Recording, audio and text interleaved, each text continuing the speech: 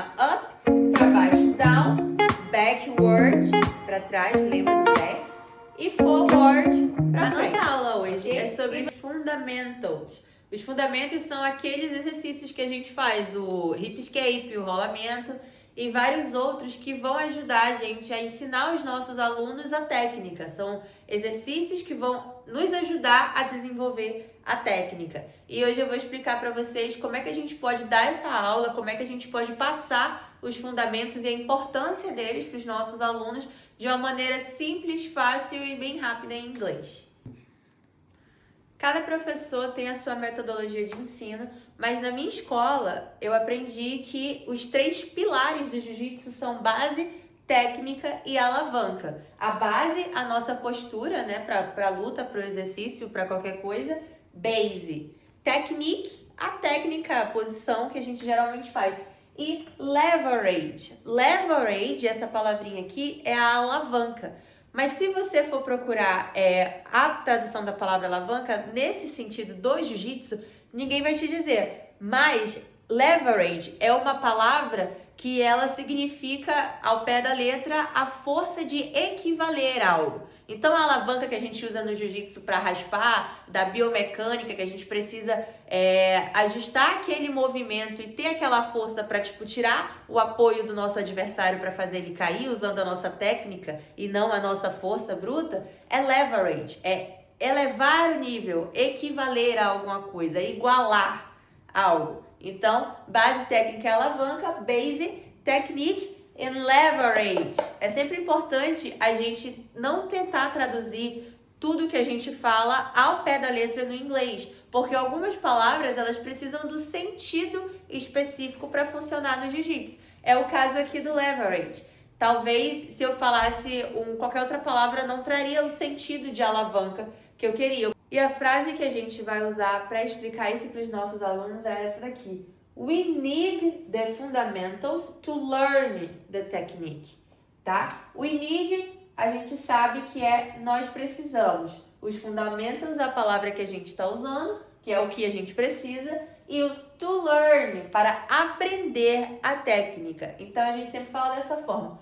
We need the fundamentals to learn the technique. Quando a gente quer passar o sentido de base e postura, base and posture, para os nossos alunos, a maneira mais rápida e prática de você colocar na cabeça dele qual que é a base da luta é a fight position.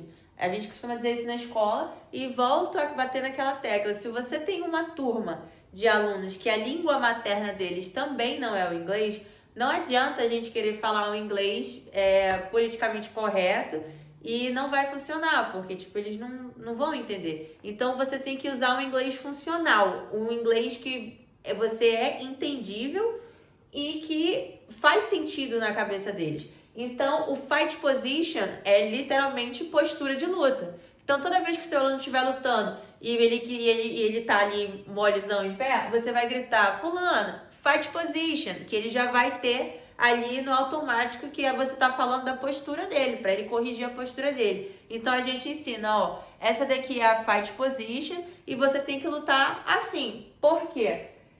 Aí eu sempre explico da seguinte forma, eu vou colocar aqui embaixo.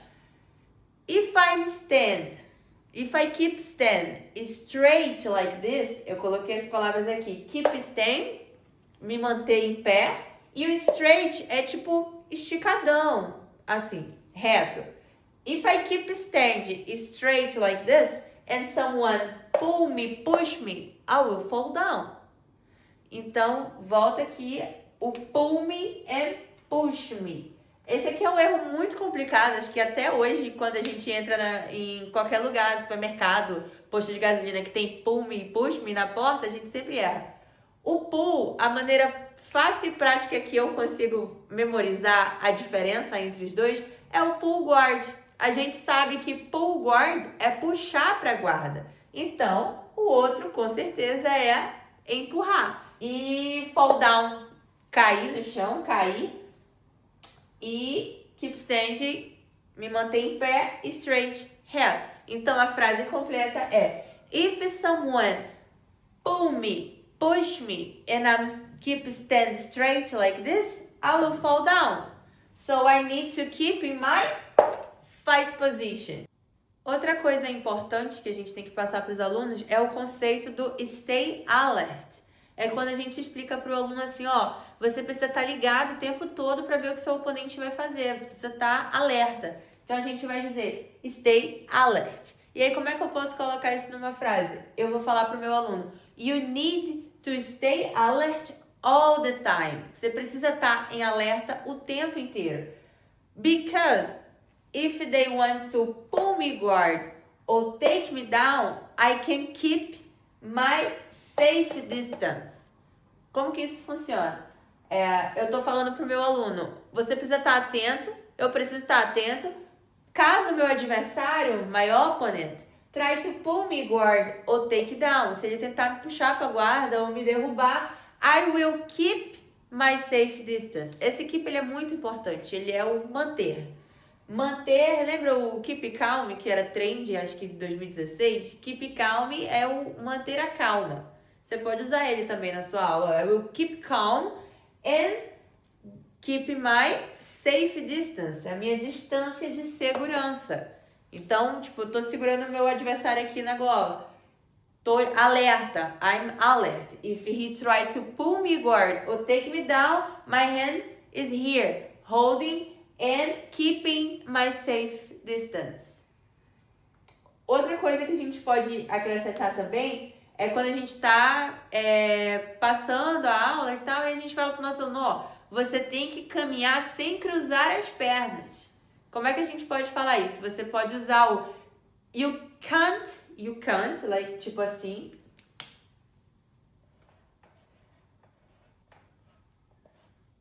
Can't, com um Tzinho no final, que é o cannot. You can't ou you cannot, você pode usar os dois. Walk crossing your legs. Crossing, eu vou colocar depois aqui embaixo. Crossing your legs like this. Você não pode andar cruzando as pernas assim. Aí você mostra a forma correta de andar, que é sem cruzar as pernas, e vai falar you walk like this. Fácil, fácil, fácil.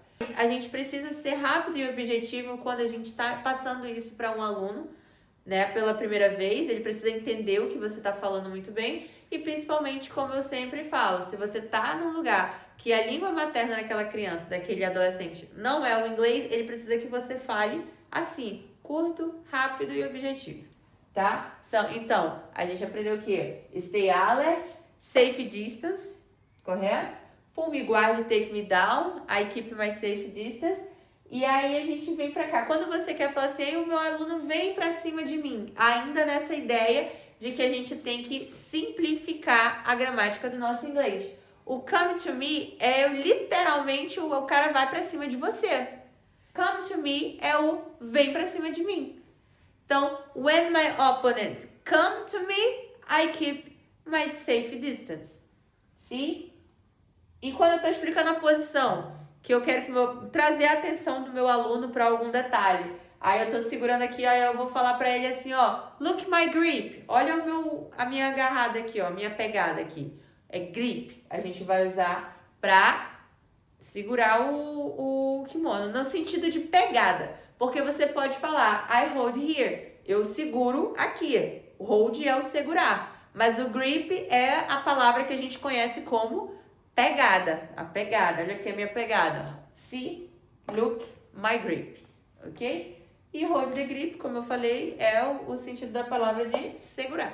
Se você quer trazer a atenção do seu aluno só para onde você está segurando, você pode usar o hold. Isso aqui vai funcionar tanto para quando você estiver dando instrução para o seu aluno na hora da luta ou quando você estiver explicando a posição, tá? Muito importante. Por exemplo, hips down, hips up. Hip é quadril. É quando o seu aluno faixa branca vai fazer aquela passagem de guarda, aí tá com o quadril muito alto e você vai gritar, fulano, hips down, hips down. Aí aqui, ó, hip é a parte do corpo, sempre segue essa forma. Parte do corpo e você tem que memorizar isso aqui, ó, os lados. Hip, quadril. Pra baixo, down. Pra cima, up. Se eu quero trazer para trás, tipo, vem mais para trás, backward, e para frente, forward. Então, sempre nessa linha de raciocínio. Para cima, up. Para baixo, down. Backward, para trás, lembra do back. E forward, para frente, ok? E você pode substituir da forma que você precisar. Você lembra sempre que essas são as direções e para onde você quer que aquela pessoa, que aquele aluno, que aquele aluno siga a sua instrução, você vai colocar a parte do corpo que você quer que ele mova e para onde você quer que ele mova. E aí a gente entra na hora de explicar a posição. Por exemplo, um arm lock. Arm lock na guarda fechada. Quando você quer que o seu aluno saia o quadril para o mesmo lado do braço que ele está segurando, você vai usar same side. A gente tem aqui o backward, forward, up, down para as direções de espaço e o side para as direções de lado. Side a gente sabe que é lado, outside é para fora, o lado de fora, e o same side é para o mesmo lado. Então, se você quer falar para o seu aluno, ó, você vai ter que seguir sair o quadril para o mesmo lado do braço que você está segurando. Então, você vai falar, you will do hip escape, you will do, você vai fazer hip escape, a saída de quadril, to the same side of the arm you are holding. Beleza? You will do hip escape to the same side of the arm you are holding. Do braço que você está segurando. Beleza? E aí, quando a gente quer falar para o aluno, o aluno pergunta para você, professor, qual lado? Aí você tá longe dele aqui. Aí, da forma que você tá olhando, tem um braço próximo de você e o outro braço dele tá virado para lá. E aí, como é que você vai falar? Em português, a gente fala assim, o daqui, ou então o de lá. Em inglês, a gente vai fazer a mesma coisa. O braço que está mais próximo de mim é o this, e o braço que está mais longe é o that. Então, se você está longe do seu aluno está gritando, professor, para qual lado? E você quer dizer o lado de lá, você vai falar that side. Se é o lado daqui, perto de você, você vai falar this side. Você que é professor, que você está estudando inglês para começar a dar aula de jiu-jitsu em inglês, você já sabe o jiu-jitsu. Então, você só tem que procurar os nomes em inglês das posições que você já sabe.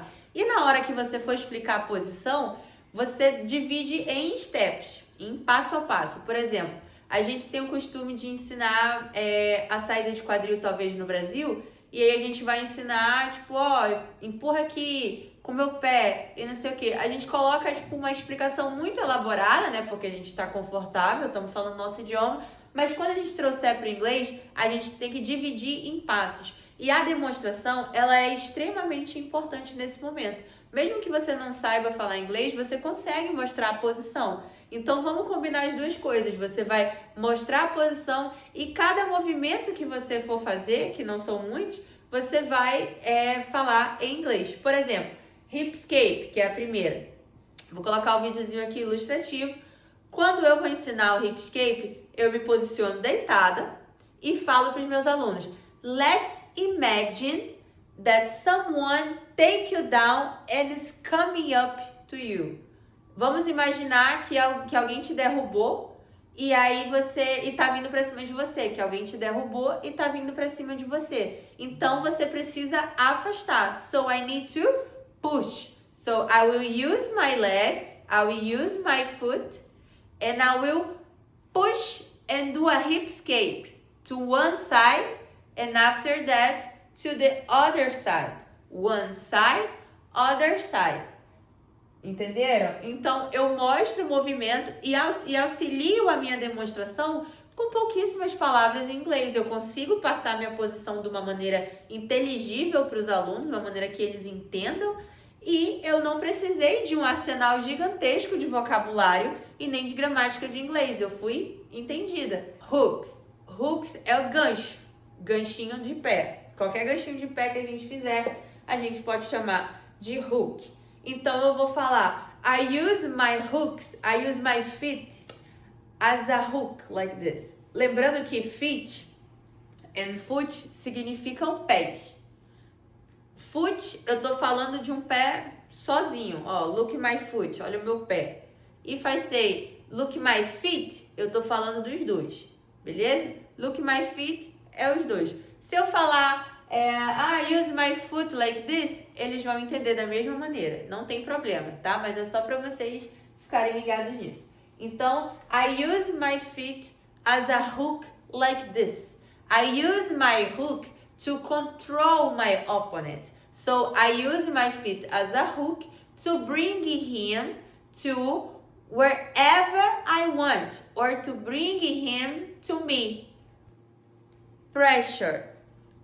A pressão que a gente costuma falar em português, que geralmente ou é quando a gente está no 100 kg, botando aquela pressão peito-peito, ou então, tipo, a pressão da pegada aqui que a gente quer explicar, tipo, que tem que usar uma força diferenciada, a gente vai usar pressure. I put pressure on him like this, chest to chest, and I put pressure. Or, if I'm talking about grip, I will, as much he comes to me, I will put pressure on my grip and keeping him far. Beleza? Essa palavra também é muito importante. Far, close.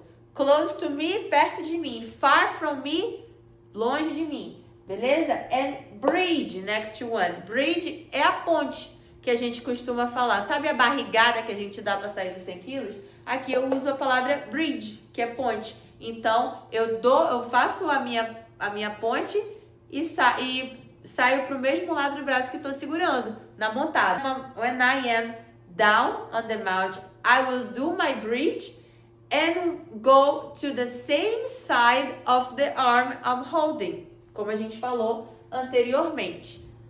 Front row and back row. Esses são o rolamento de frente e o rolamento de costa que a gente já conhece. Como que a gente ensina isso? Cada um tem o seu método e a sua forma de ensinar. E é muito importante que a gente sempre, quando for dar aula em inglês, traga essa personalidade nossa pro golpe que a gente está mostrando, pro fundamento que a gente está mostrando. Cada escola aprendeu de uma forma e a gente tem que respeitar isso na hora de traduzir. Por exemplo, quando eu ensino um rolamento de frente, eu faço o seguinte: posição, one leg as my base, other leg knee on the floor. I use my hand crossing to go deep and my head on the floor and then roll up my shoulder. Você vê que eu carreguei a minha explicação de partes do corpo e movimentos que eu quero que as crianças façam. Isso é a minha forma de ensinar.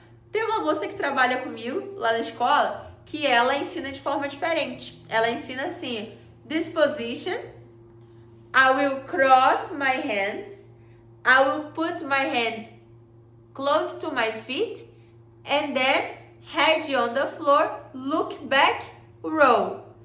Muito mais fácil que a forma que eu explico, por exemplo.